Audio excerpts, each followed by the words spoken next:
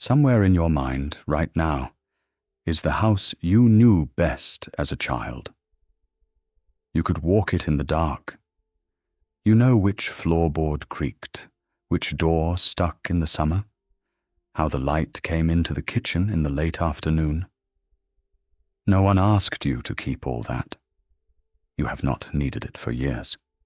But it is all still there, safe, down to the smell of the hallway, waiting for you tonight. Hello there, and welcome. However long your day has been, you can set it all down now. Get comfortable. Let your shoulders soften. Let your breathing slow. Tonight I have gathered the gentlest facts about memory. How the mind keeps what it keeps. Why a single smell can carry you 30 years in a heartbeat. What sleep quietly does with your days, and why forgetting, which everyone fears, is one of the kindest things your mind does for you. You don't need to remember any of it. The night will keep what matters. It always has. So let your body grow heavy and warm, and let us begin with that house and how it got inside you. Here is the first soft fact, and it changes how you think about the past. A memory is not a recording. Nothing in your head plays back like a film. Each time you remember something, your mind quietly rebuilds it, fresh from pieces, the way a storyteller retells a story rather than reading it aloud. The house of your childhood is not stored in you like a photograph. It is redrawn, lovingly, every time you visit, by a hand that knows it by heart. Which means remembering is not looking backward. It is a small act of creation, done in the present, with old and well-loved materials. To rest tonight is to let the storyteller put the day's pages down, knowing every one of them can be redrawn whenever they are wanted. And of all the doors into memory, the strangest and swiftest is the nose. Smell reaches the memory centers of the brain by a shorter, older road than any other sense, almost directly, without the usual stops along the way.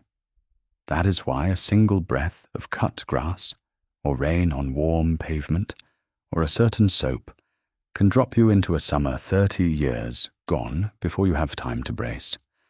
Sight and sound knock politely at memory's front door. Smell has its own key.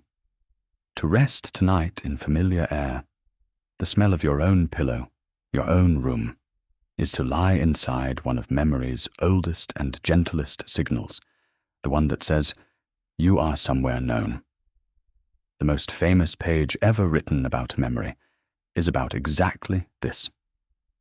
A French writer, a century ago, described dipping a small shell-shaped cake into a cup of lime blossom tea, and tasting it, and being flooded, without warning, by the whole world of his childhood.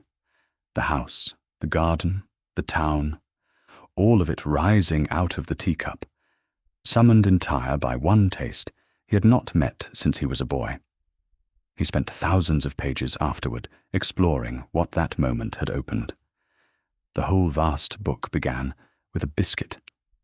Involuntary memory, it is called now, the past arriving unasked, delivered by the senses.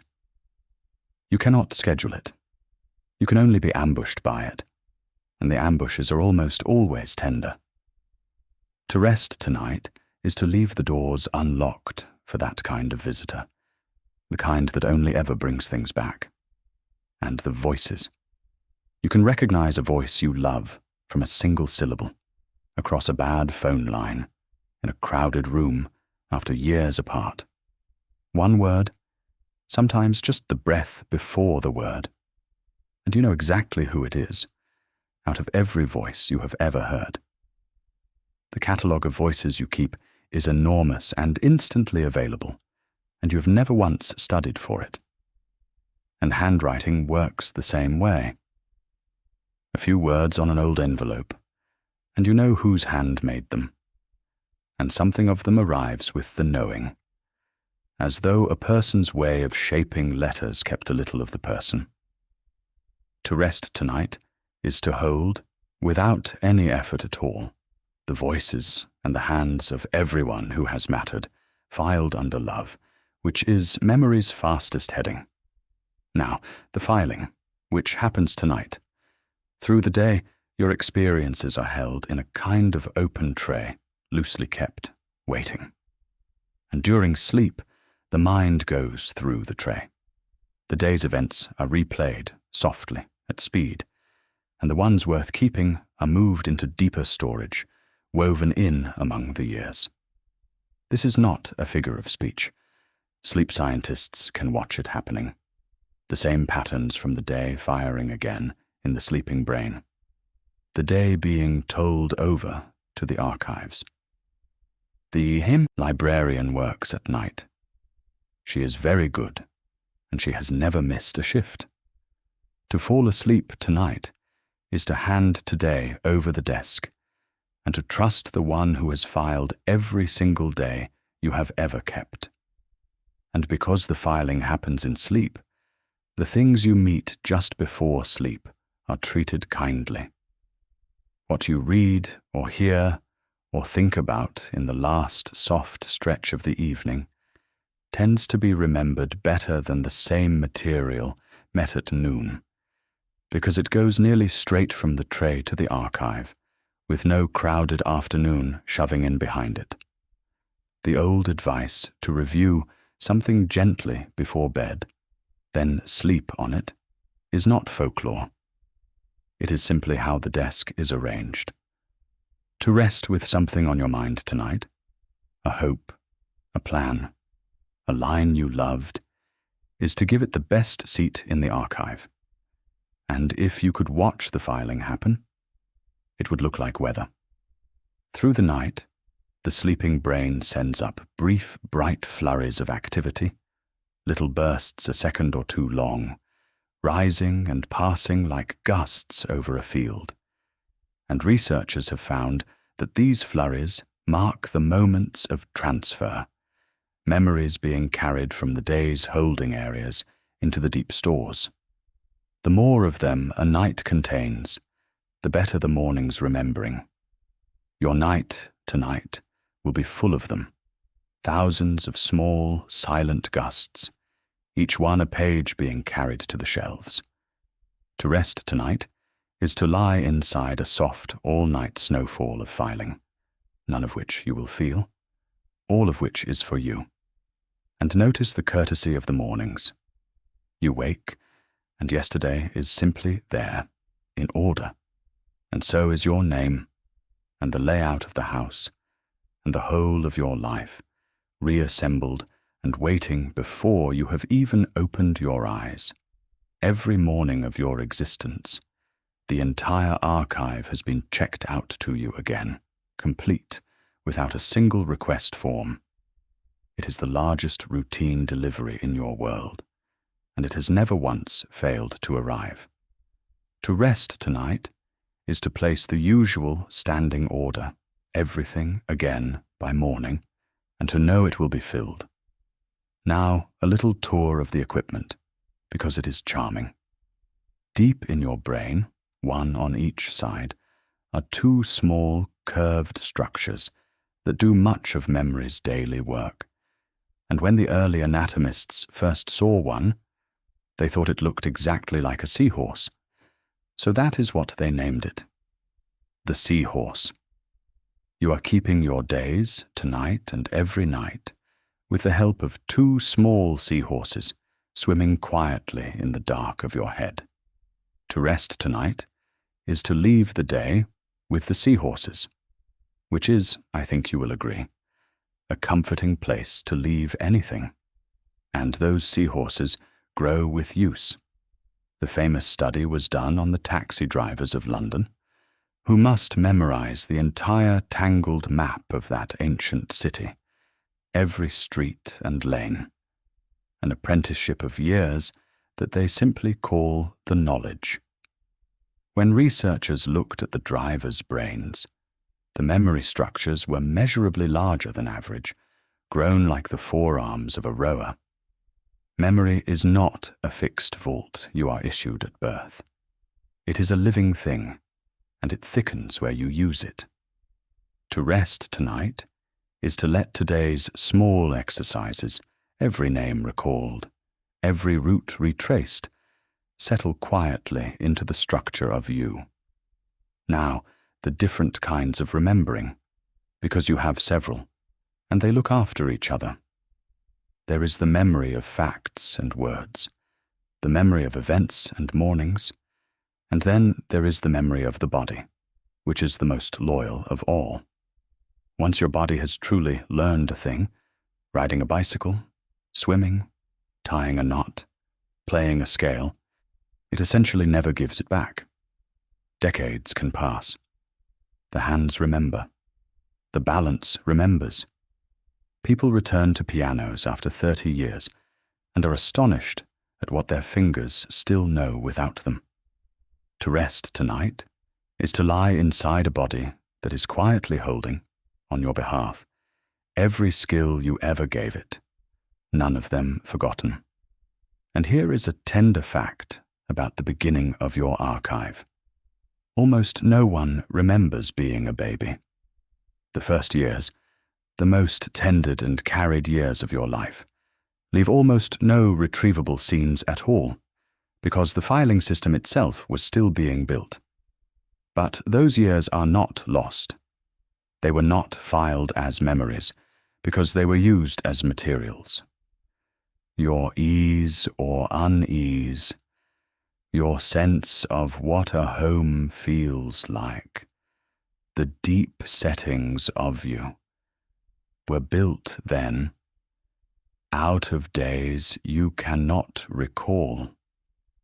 The earliest chapters were not written down. They were built in. To rest tonight is to be held up by years you cannot remember, which have never once stopped holding you. And before even that, there was music. Babies in the womb here, in the last months, the muffled songs and voices of the world outside, and newborns recognize them. Melodies played often before birth will calm the same child after it, familiar already, remembered from a room the child will never see again. Your memory began collecting before you arrived. Its first holdings were a heartbeat, and voices and songs coming through a wall. To rest tonight, perhaps with a low voice speaking gently nearby, is to be soothed by the very oldest kind of memory you have. And music never really lets go of what it is given. Melody is memory's favorite carrier. It is why every alphabet in the world is taught as a song, why the old faiths set their prayers to tunes, why sailors sang their work, and bards sang their histories. Words set to music are words with handles on them. You can still sing verses you have not thought of in decades, complete, word perfect, the moment the tune begins, because the melody kept them for you, in order, all this time. To rest tonight is to be carrying, effortlessly, hundreds of songs you never once tried to learn. And of all the songs you hold, the deepest rooted are the earliest ones, the lullabies. A melody hummed over a cradle is stored in a place so old and so safe that it tends to outlast nearly everything else a mind keeps. People at the very end of long lives, when much else has quieted, will still know the songs of their childhood, still hum along, still settle at the sound of them. The first music in, it seems, is the last music standing. To rest tonight is to know that somewhere in you, perfectly kept, is every gentle song anyone ever gave you, and that they are all still working, and the songs of your youth burn brightest of all. Ask people of any age which music matters most to them, and overwhelmingly it is the music of their young years, kept vivid while later decades blur. Memory has a golden window, wide open in youth, when the world was new and everything printed deep. It is why an old song on the radio can undo 30 years in 4 bars, and why it always will. To rest tonight is to own a jukebox of your brightest years, playable at will. That time only makes warmer. Now, the everyday marvels. The ones so common, no one notices them. Consider recognition. You cannot list the faces you know, but show you one, and you know it instantly, out of thousands. You cannot recite every song you have ever heard, but 3 notes of the right one, and you are already singing along. Recall is effortful, but recognition is vast and instant and nearly infinite.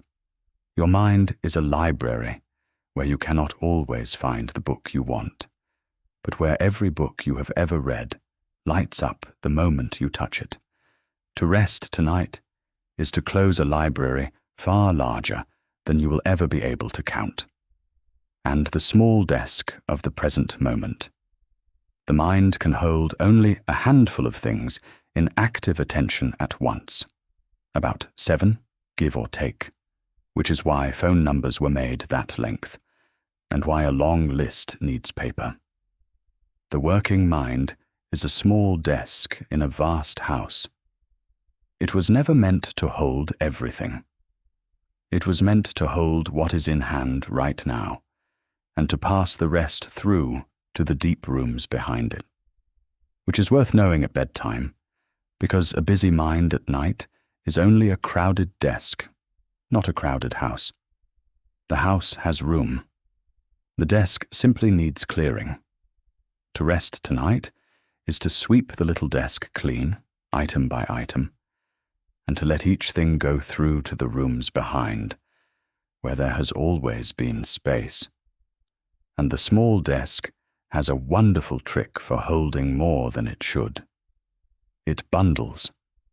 A string of separate digits is heavy, but grouped into 2 or 3 familiar chunks, it becomes light, which is why phone numbers are written in clusters, and why dates and codes the world over come pre-bundled. Experts run entirely on this. A chess master, glancing at a board, does not see dozens of separate pieces, but a handful of familiar shapes, whole situations recognized at once, the way you recognize a friend's face, rather than assembling it from features. Mastery, at bottom, is memory that has learned to see in wholes. To rest tonight is to let the day stop being 100 separate pieces and become one familiar shape. A day finished and easily held. And the memory champions, the people who memorize shuffled decks of cards in minutes and thousands of digits in an hour, turn out, when tested, to have thoroughly ordinary memories. No special equipment at all. What they have is technique, the old palace method, practiced until it is second nature. Every one of them says the same thing when asked. Anyone could do this. The vaults are standard issue, which means the memory you fell asleep with tonight is, give or take, the same instrument the champions play. It has simply never needed to perform. To rest tonight is to retire for the evening, an instrument far finer than its owner has ever had reason to discover. And the tip of the tongue. Everyone knows it. The word you know that will not come. The name circling just out of reach. And everyone knows the second half of it too, that the word arrives later, on its own, while you are doing something else entirely. The search continues after you stop searching, quietly, in the back rooms, and the answer is brought out to you like a found glove. It is one of the mind's clearest demonstrations of a lovely truth. Some things are retrieved by effort. Better things are retrieved by ease. To rest tonight is to hand every unfinished search to the back rooms, where the finding is done gently, and always eventually. Now, one of the most charming discoveries in all of memory research, the doorway effect. Walking through a doorway, it turns out, makes people measurably more likely to forget what they were just doing. You have lived this. You stand up with a purpose, cross into the next room, and arrive with no purpose at all. The mind, it seems, treats rooms as chapters, and gently closes one as you enter the next, filing the last scene away. It is not failure, it is punctuation. And there is a soft bedtime lesson folded inside it. You have just entered the bedroom. The chapter of the day, by the mind's own habit, is already closing behind you. To rest tonight is to let the doorway do what doorways do, and to begin the new chapter, which is blank and quiet and yours. And consider the route home, which you could travel asleep, and very nearly do. Any road walked or driven often enough is handed over from effortful memory to the deep habit systems, so that you arrive at your own door some evenings with no memory of the journey at all, carried the whole way by a part of you that needs no supervision. People sometimes worry about this. It is nothing to worry about. It is the mind's highest compliment to a route, full trust, and it frees the surface of you to think, or hum, or rest, while the deep systems drive. To rest tonight is to be, in the kindest sense, on a route home your mind has fully memorized, one it can finish without any help from you. And people who share their lives come to share a memory too.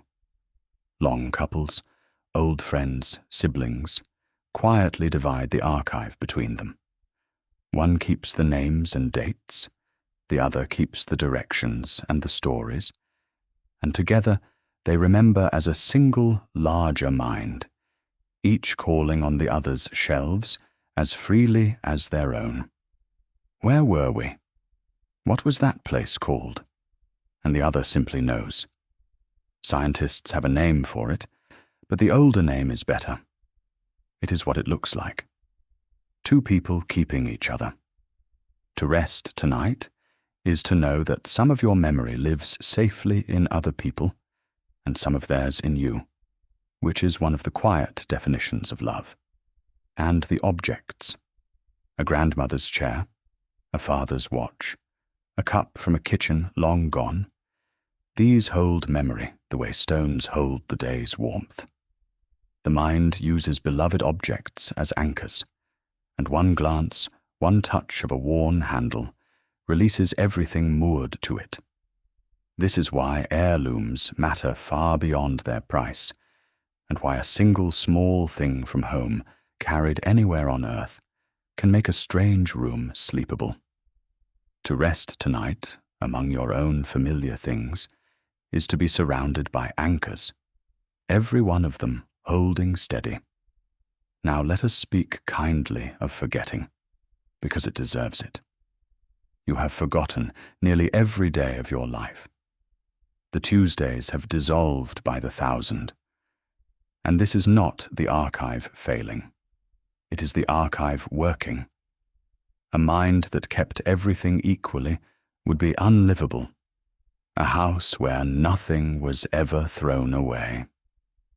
Forgetting is the gardener of memory, pruning constantly, so that what remains has room and light.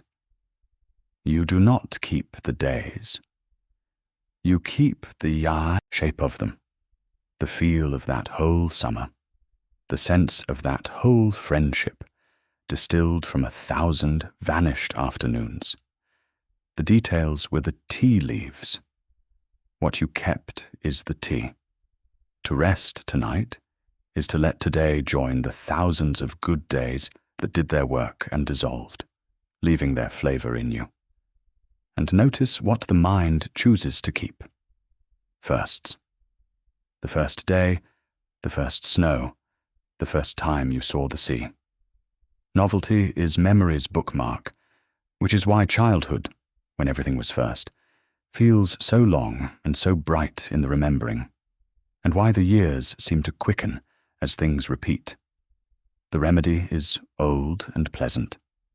New things, small ones, a new street walked, a new dish tried. Slow the calendar back down, because the bookmarks return. To rest tonight is to file a day that held, somewhere in it, at least one small thing that had never happened before, even if it was only a thought.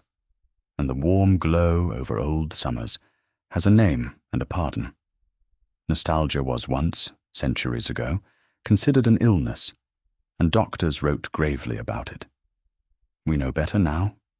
Studies find that nostalgia steadies people, warms them, knits the past to the present, and makes both feel more meaningful.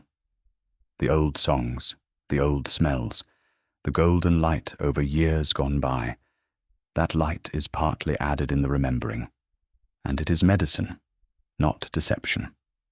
To rest tonight is to be free to visit any golden afternoon you own, and to trust the gold. And the retellings do something science has measured, and grandmothers always knew. A memory shared aloud grows stronger, in the teller and the listener both. Families who tell their stories, the small ones, how the grandparents met, the time the dinner burned, the journey over, raise children who carry, measurably, a deeper sense of belonging, because a told story becomes part of the hearer's own archive, a memory of a memory, inherited like the family knows. This is how a person can vividly hold scenes from decades before their birth, kitchen tables they never sat at, ships they never sailed on. The archive accepts donations. To rest tonight is to carry, alongside your own memories, the donated ones, the family stories, which chose you as their next keeper. And a curious, tender detail about the mood of the archive. Across studies, across cultures, across ages, people remember more pleasant things than unpleasant ones, and the gap widens with time. The mind's long-term holdings tilt reliably and measurably toward the good. No one fully knows whether the good is kept better or the difficult released sooner, and it hardly matters. The result is the same. The deep files of an ordinary life read, on balance, like a fond account, written by someone on your side. To rest tonight is to add today's pages to an archive whose editor, the evidence suggests, has always been quietly rooting for you. Now, the ancient arts of memory, because people were brilliant at this long before paper was cheap. The orators of Greece and Rome trained themselves with a technique still unbeaten today. They built houses in their minds, rooms and corridors they knew perfectly, and to memorize a speech, they would walk the imaginary house and leave each idea in a chosen spot, an image on the table, a figure by the window. Then, speaking, they simply walked the house again and collected everything in order. It is called the palace of memory. Modern memory champions, the people who memorize decks of cards in minutes, use exactly this: ordinary people walking imaginary corridors. The mind, it turns out, remembers places better than almost anything, and will happily store whatever you furnish its places with. To rest tonight is to wander whatever quiet rooms you please, and to know the wandering itself is the mind's favorite filing system. And before writing, memory carried everything. The great epics, poems the length of whole books, were held in trained minds and recited evening after evening, passed from teller to teller across centuries. Sailors of the Pacific memorized the night sky itself, whole star maps, along with the feel of the swells and the flight lines of birds, and navigated open ocean for thousands of miles, with no instrument but the remembering. Songs carried maps. Stories carried laws. For most of human history, the library was people. To rest tonight is to own the same equipment those minds used, the very same, and to be asking far less of it. And some memories have been carried longer than seems possible. There are coastal peoples whose stories describe lands now under the sea, shorelines drowned when the ice melted, thousands upon thousands of years ago, details that match what the seabed actually shows. A story, told carefully from generation to generation, carried an accurate memory across 10,000 years. That may be the longest unbroken act of remembering our species has performed, and it was done at firesides, at night, by people telling children how things used to be. To rest tonight is to sleep in a species that can, when it loves something enough, remember it for 10,000 years. And the land itself is written over with remembering, hiding in plain sight. Place names are memories that outlived their occasions. Streets named for orchards paved a century ago. Towns named for fords where no one has crossed on foot in living memory. For mills long gone, for wells, for the oak that once stood at the crossroads. People walk daily through the names of vanished things, saying them without thinking, and in this way a city quietly recites its own history every time anyone gives directions.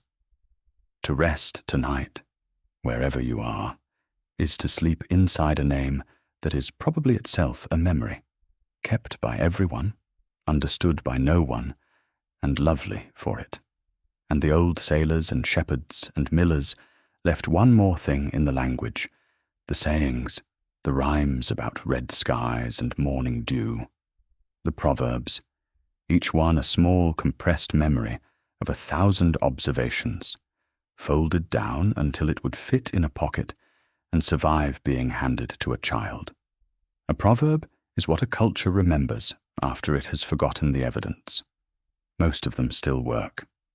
To rest tonight is to inherit whole libraries of tested experience in sentences short enough to fall asleep to. Then came writing, which is memory poured into clay and ink, and then libraries, which are memory given a building. Every library on earth is a communal mind, holding what no single head could, so that a person can walk in and borrow the memories of the dead, the distant, and the wise. The smell of old books that people love so much is, in a way, the smell of kept memory itself, paper slowly becoming fragrant with age, like the archive gently announcing itself. To rest tonight is to live in a world that has decided, collectively and at great expense, that remembering is worth entire buildings. And before ink, people tied their memories in knots. In the mountains of South America, whole administrations kept their records on cords, bundles of knotted strings, whose knots and colors held counts and accounts, and, some believe, stories. Entire archives you could hold in your hands, like a horse's mane.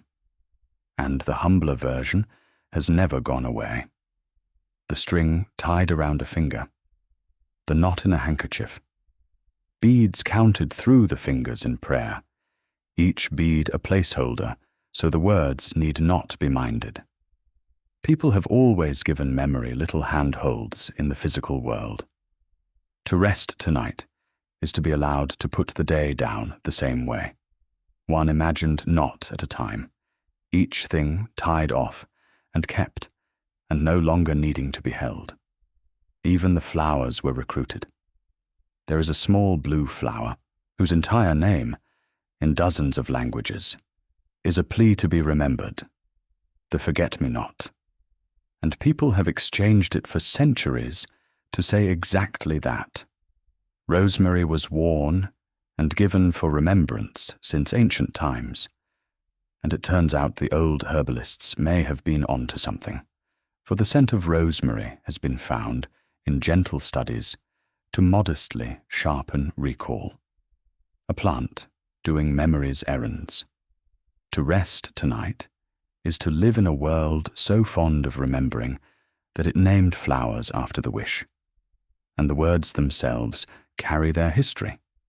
To remember is, at its root, to put back together, to remember what time has taken apart. To recall is to call something back, like a voice across a field. To recollect is to gather again. A souvenir, in the language it came from, is simply something that comes to mind. Every word we have for memory is a small picture of retrieval as a homecoming. Things called back, gathered in, put back together, arriving. To rest tonight is to let everything scattered by the day begin, quietly, to be gathered back in. Now, the other animals, because the gift is widely shared. The squirrel you saw in autumn buries thousands of seeds across its territory and finds them again months later under snow by memory. There is a mountain bird, a kind of nutcracker that caches tens of thousands of pine seeds each autumn in thousands of hiding places and retrieves them through the winter. One of the most astonishing feats of memory in the natural world, performed annually by a bird that has never written anything down. Elephants remember water holes across decades and lead their families back in drought years to water they visited in childhood. Salmon remember the smell of the exact stream they hatched in and find it again from the open ocean years later, by nose alone. To rest tonight is to be one more creature in a world absolutely saturated with faithful remembering, most of it done without a single word, and the goldfish would like a word. The old joke says a goldfish forgets everything in seconds, and the old joke is wrong. Goldfish remember for months. They learn feeding times, recognize their keepers, and navigate their little worlds with perfectly serviceable memories. Somewhere along the way, we invented a forgetful fish to laugh at, and the actual fish quietly remembered. To rest tonight is to be reminded gently that memory is more faithful in more creatures than reputation suggests. The bees keep appointment books. A honeybee learns not only where the good flowers are, but when they open, and arrives on time, flower by flower, working a schedule across the day, morning blooms in the morning, evening blooms toward dusk. The meadow, to a bee, is a town full of shops with different opening hours, all of them memorized. And dogs, it is thought, can smell time. A scent fades at a steady rate, so the strength of a person's smell in a room tells a dog roughly how long ago they left, and the slow weakening of it across the day may be how a dog knows, with such uncanny accuracy, that it is nearly time for someone to come home. They wait by the door at the right hour because they are reading the afternoon with their nose. To rest tonight is to share the evening with creatures who keep time by flowers and by fading scent, and keep it well. And the monarch butterflies carry a memory none of them personally owns. Their great migration south spans several generations, so the butterflies that complete the journey have never seen the destination, nor had their parents nor theirs. The map is written into the family itself, passed down in the making of each new butterfly, a remembered route that no living rememberer has ever travelled whole. Memory, in some creatures, is an heirloom. To rest tonight is to marvel, drowsily, at how many kinds of remembering the world has invented, and how gently most of them are used. Now, some facts about place, because memory and place are woven together deeply. Memories return best where they were made. Walk into your old school, your childhood street, a house you once lived in, and memories you have not touched in years come out to meet you, because place itself is one of memory's filing labels.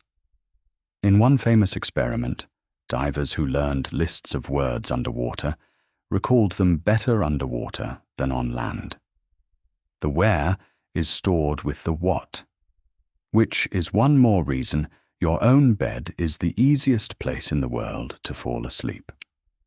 It is not only comfort. It is that this place is labeled, in the deep files, thousands of times over, as the place where sleep happens. To rest here tonight is to lie in the most thoroughly filed sleeping place you own, where every association points the same direction, down and softly. And here is one of the most beautiful discoveries in modern memory science. The machinery of memory is also the machinery of imagination. When you picture tomorrow, or next summer, or a place you hope one day to stand, your mind builds the scene from remembered pieces, using the very same deep systems it uses to rebuild the past. Memory does not only look backward. It is the workshop where the future is drafted. Every plan you have ever made was built from your memories, rearranged toward an hope. To rest tonight is to let the workshop quietly restock, so that tomorrow can be imagined in the morning from fresh materials. And because memory and imagination share their machinery, looking forward to something is itself a kind of remembering in reverse, and it can be savored the same way. People who replay a good day afterward, and who look ahead to small pleasures before they come, get, in effect, 3 helpings of every joy: the anticipating, the having, and the keeping. The trip is enjoyed before the trip, and again after, and the middle part is almost the smallest portion. Memory is generous like that. It serves everything more than once. To rest tonight is to hold, if you like, one small thing you are looking forward to, near or far, and to enjoy the first helping now on the house. And now and then the machinery gives a small shiver of magic. A moment arrives, ordinary in every way, and yet you feel with total certainty that you have lived it before. This room, this light, these very words. Déjà vu, the already seen. It is common, harmless, and still not fully explained, though the gentlest account is that a scene brushes so close to an old filed pattern that the feeling of familiarity fires without the file itself opening. For a second or two, you feel the archive working, which you are almost never allowed to feel. To rest tonight is to be fond of a mind that occasionally shows its seams, and is more charming for them, and ask people for their very first memory, and something lovely happens. It is almost never a grand event. It is sunlight on a floor, a garden, the pattern of a curtain, the smell of a car, someone's hand. The archive's opening entry, for nearly everyone, is a small sensory moment of no importance whatsoever, kept forever, while entire birthdays vanished. The mind, from the very beginning, has had its own ideas about what is precious, and its taste runs to the small and the warm. To rest tonight is to trust an archivist whose first acquisition, out of all the world, was probably a patch of light. And the world around you keeps memory too, in its own patient materials. The stone steps of old buildings are worn into soft hollows by centuries of feet, each stride shaving off a breath of stone, until the staircase itself is a record of everyone who ever climbed it. Door handles are polished bright by generations of hands. Old desks hold the ghost grooves of 100 years of writing. Cities remember their people in worn stone and smoothed brass, the gentlest monuments there are, made accidentally by everyone. To rest tonight is to add your own small polish to a well-worn world, which has been keeping track of gentle, repeated things forever. And the body keeps its own kind of records elsewhere, too. Your immune system remembers. Every illness weathered leaves a description behind, so that the defense recognizes an old visitor instantly, years later, and turns it away at the door before you ever feel it arrive. You are protected tonight by remembered victories, some of them decades old, kept faithfully by a system that never shows you its files at all. To rest tonight is to be guarded by memories you did not know you had, on watch, as they are every night, and families pass memory down the way they pass down recipes, which is to say, as recipes. A dish made the way a grandmother made it is a memory you can taste, carried hand to hand down the generations, surviving translation into new kitchens and new countries, so that a particular spice, a particular bread, a particular way with rice can hold a whole family's history in it.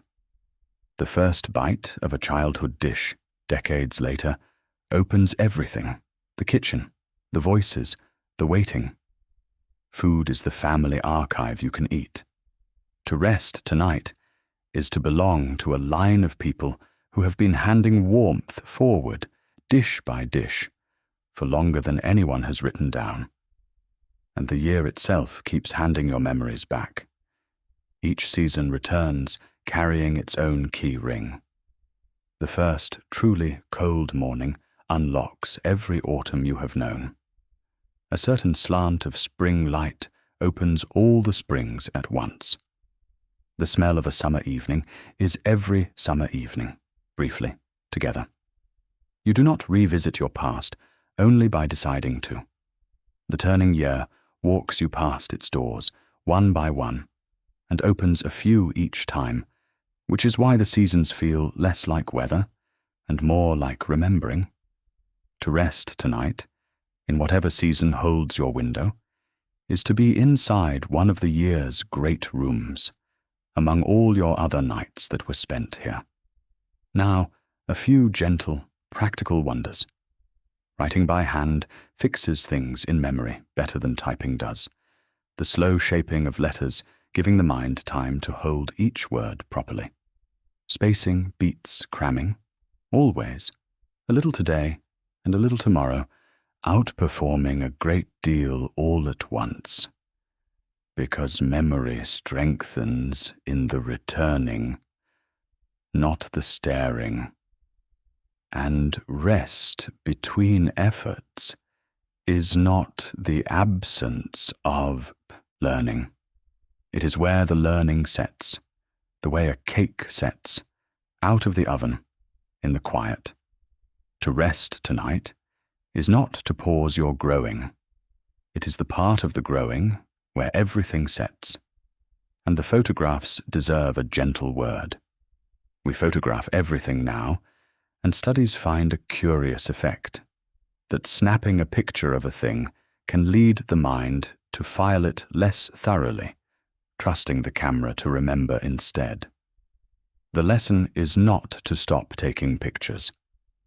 It is only that the deepest keeping still happens the old way, by looking a little longer, by being fully somewhere.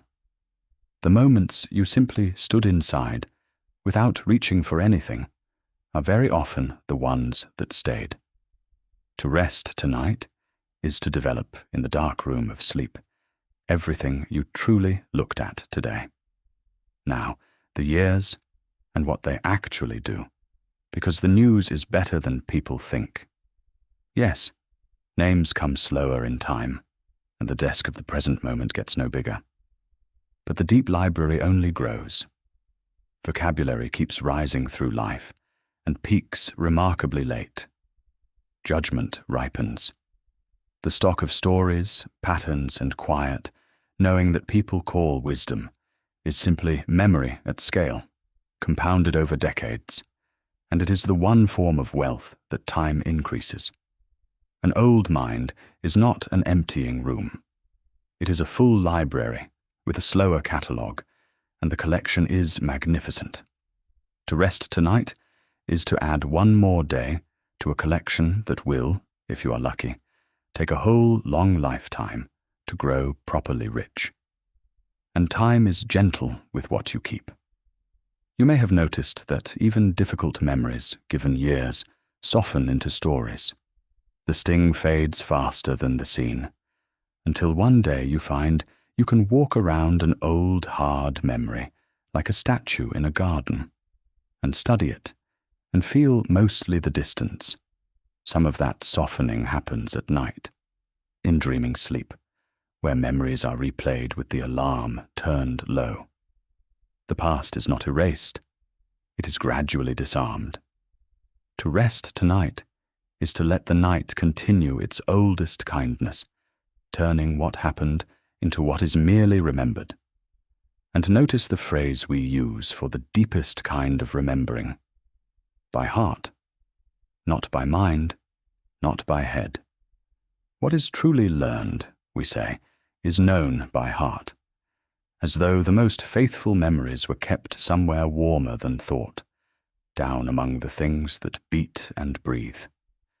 The phrase is centuries old, and it survives because everyone recognizes it as true. The poem you can still recite, the voice you would know anywhere, the way home, these are not filed. They are by heart. To rest tonight is to lie down with everything you know by heart, which is everything that cannot be lost.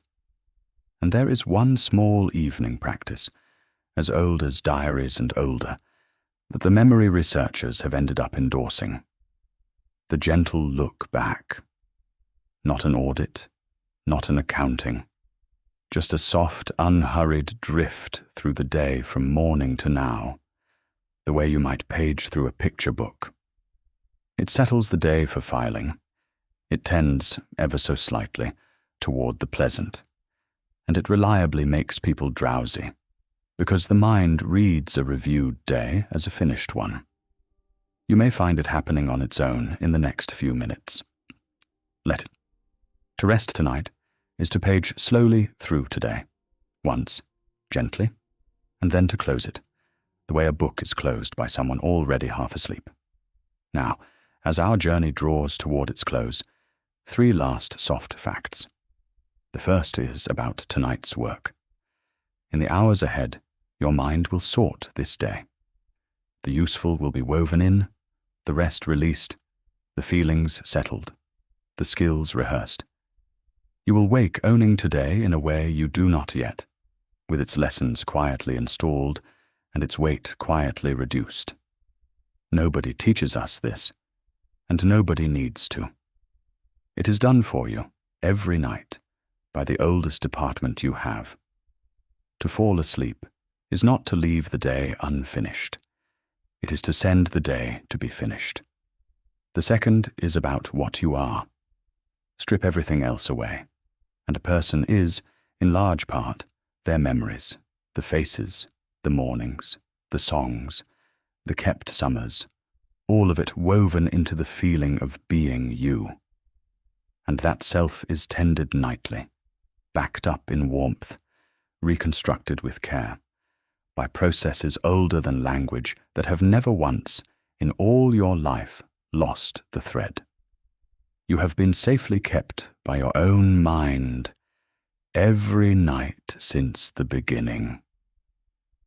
To rest tonight is to be handed once again into the safest keeping there is, and the third is the softest. You do not need to remember any of this. Not one fact.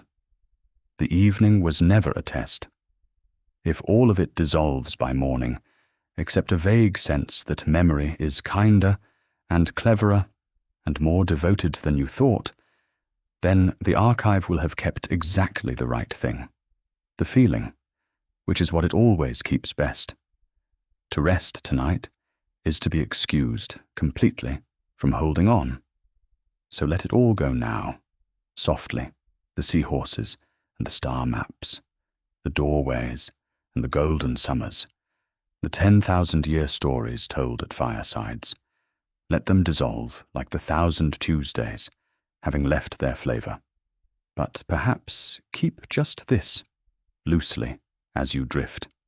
Somewhere in you, perfectly kept, is the house you knew best, and the light in its kitchen, and every voice you have ever loved.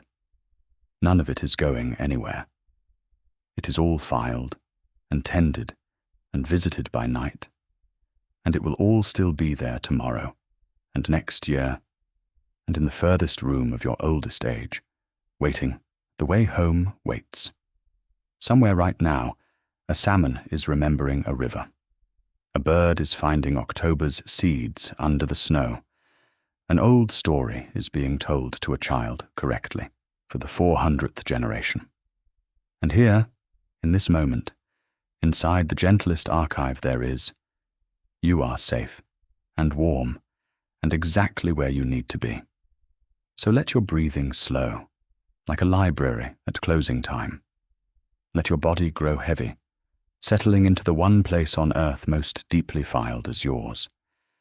Let every last thought slip through to the back rooms, where the finding and the keeping and the mending are all handled, and have been all your life.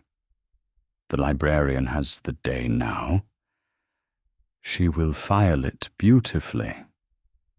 Sleep well, traveler, and thank you for remembering with me tonight. Good night.